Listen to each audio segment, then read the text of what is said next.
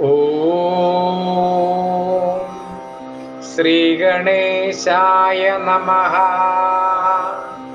കേതുസ്തോത്രം.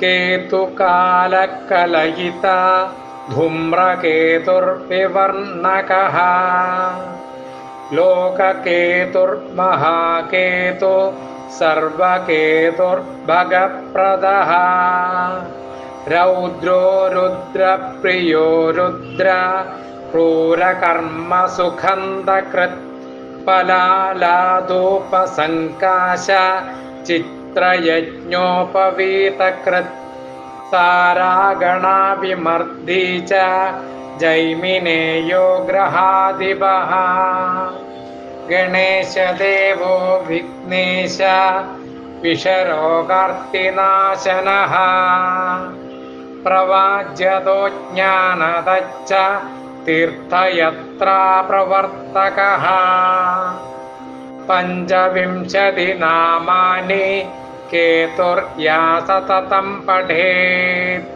തസ്യ നശ്യതി പാതാ ച സർവകേതുപ്രസാദതഃ ധനധാന്യപശൂനാം ച ഭവേത് വൃദ്ധിർന സംശയഃ ഇതി സ്കന്ദപുരാണേ കേതു പഞ്ചവിംശതി നാമസ്തോത്രം സമ്പൂർണം.